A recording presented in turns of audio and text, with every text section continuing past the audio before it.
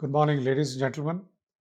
Welcome back to week 3 of this course on physical medicine and rehabilitation in sports.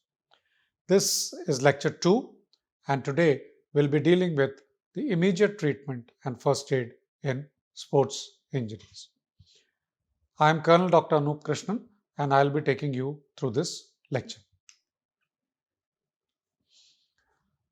I'll be covering this lecture as per the following outline: introduction, classification of sports injuries, principles of first aid. We'll discuss some of the protocols. We'll talk about the first aid in various injuries, some future trends, and we'll conclude with a take home message. The importance of immediate treatment in sports injuries is number one, to minimize complications, and number two is to reduce the return to play time. If you have any complications, return to play time is affected, and that cannot be afforded by any sportsman. The goals is to reduce pain, prevent further damage, promote recovery, and to ensure safe return to play. Sports injuries may be classified as acute injuries, which are of sudden onset due to impact or trauma, such as fractures, sprains, dislocations, etc. Sports injuries may also be chronic injuries, which develop over time due to overuse, such as tendinopathies, stress fractures, etc. There are some principles of first aid in sports injuries. We have to do a primary assessment to ensure safety, check the level of consciousness, and to assess vital signs. We then proceed to do a secondary assessment to determine the injury type, the severity, and the need for medical intervention. We normally use something called Dr. ABC protocol for emergency response. Danger, to ensure that the environment is safe and to move the athlete to a safer environment if there is any danger. To the athlete and to the first responders. Response, check if the athlete is conscious or check the level of consciousness of the athlete. And if the athlete is showing an altered level of consciousness, it is an emergency and you will have to move the athlete to the hospital. Airway, you have to ensure that the airway is clear by using the maneuvers discussed earlier. Breathing, check for normal breathing. Circulation, assess the pulse and check for severe bleeding. If you find any bleeding, address it as per the techniques taught. The Price protocol for acute injuries. Protection, prevention of further injury by use of splints, braces, or padding to the limbs or the trunk. Rest, limit movement to the injured area. Ice, apply ice for 15 to 20 minutes every few hours to reduce pain and swelling. Please ensure that the ice pack is moved around and not kept in one place continuously. Compression, use bandages, pads, pressure pads, or whatever is available to control the bleeding. You may even need to use tourniquets if the bleeding is severe. Elevation, raise the injured limb above the level of the heart to reduce the inflammation and reduce the swelling. The police principle. This is a modified principle being used more and more nowadays. Police stands for protection from further injury. Optimal loading. This does not say rest, it says give the patient gradual controlled movement instead of prolonged rest. ICE remains the same for ice, compression, and limb elevation. Management of sprains and strains. There is a grading system for sprains and strains. Grade 1, which is mild overstretching of ligaments and muscles. Grade 2, which is a partial tear. And grade 3, which is a complete tear. The treatment involves price pulleys, rehabilitation exercises, and progressive loading. Fractures. There are different types of fractures, may be open, may be closed. If you find a fracture, you have to immobilize it. You use either splints or braces or use whatever is available to immobilize the fracture in as normal and anatomical position as possible. Seek medical attention and do not attempt to reposition the bones and transport the patient safely to the hospital. Dislocations and subluxation. The signs are deformity, swelling, and the inability to move the joint. First aid involves immobilization and seeking immediate medical attention.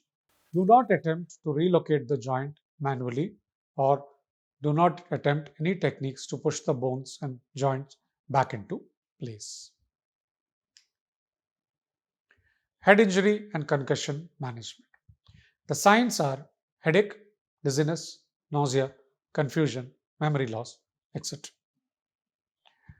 The assessment is usually done by the SCAT-6 tool for concussion evaluation, and it is always better if the SCAT-6 tool has been done prior to the athlete entering the game so that you have a baseline to compare the SCAT-6 tool to. Action: remove from play immediately and monitor for worsening symptoms. Do not return to play unless cleared by a medical professional. Management of muscle cramps. Muscle cramps are caused by dehydration, electrolyte imbalance, overuse, etc. The treatment is to hydrate with fluids containing electrolytes. Stretch and gently massage the affected muscle, and you may apply heat if there is a lot of tightness, or you may apply ice for pain relief.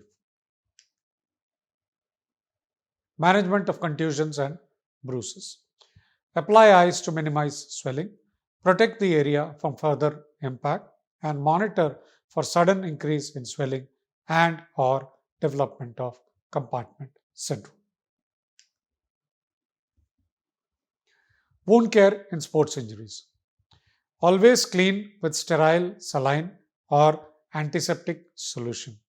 The antiseptic solution of choice is generally Savlon or betadine. Once you have cleaned the area, apply an antibiotic ointment and cover with a sterile bandage. Monitor for signs of infection and transport the patient for medical care. Bleeding control techniques. If you find that the patient is bleeding, start with direct pressure using a sterile dressing. Apply sustained direct pressure on the bleeding point for at least 15 to 20 minutes so that the blood has time to clot. If possible, raise the elevated area above the heart while continuing to apply direct pressure. If you find that there is arterial bleeding, then try and consider use of a tourniquet above the limb and use it on an area where there is a single bone. Management of nosebleeds in sports. Try and tell the athlete to pinch the nostrils and lean forward. Apply ice to the bridge of the nose, again for 15 to 20 minutes, and avoid tilting the head backwards so that the blood does not go into the trachea. However, first step should be to check the BP, and if the BP is elevated, try and control the blood pressure, because if you do not control the blood pressure, the nosebleed will not stop. Heat-related illnesses and first aid. In heat cramps, hydrate, stretch, and apply gentle massage. If the athlete has gone into heat exhaustion, cool the body quickly, rehydrate, and rest. Heat stroke is a medical emergency which will require rapid cooling and immediate hospitalization. Management of cold related injuries. If you suspect or see a case of hypothermia, remove the wet clothing and warm the athlete gradually. Do not warm quickly. If you find frostbite, do not rub the affected part. Use warm water immersion and gently rewarm the affected part. If you find a case of spinal injury, you will recognize it by the symptoms of loss of sensation and difficulty moving limbs. Keep the athlete still, avoid unnecessary movement, stabilize the neck with a cervical collar, and stabilize the spine with a spine board. Seek emergency medical assistance immediately. First aid for eye injuries. If you find there is a foreign object in the eye, rinse it with sterile saline. Do not rub the eye and cover it with a bandage and move for immediate medical assistance. If you see a case of blunt trauma to the eye, apply a cold compress but do not apply direct pressure to the eye.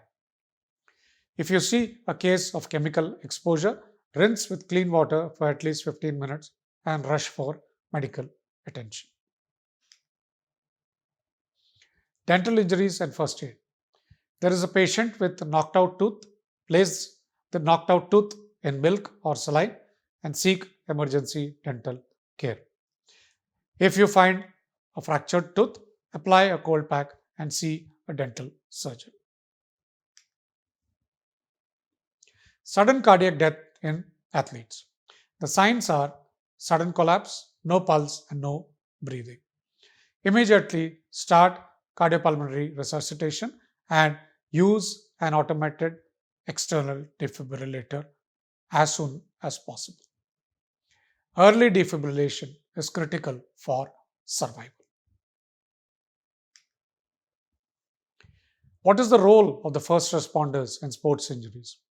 Firstly, who are the sports responders? The first responders are generally coaches, trainers, and medical personnel who are present on field. The key responsibilities are immediate care of the injury stabilization, and coordinating the emergency response to this injury.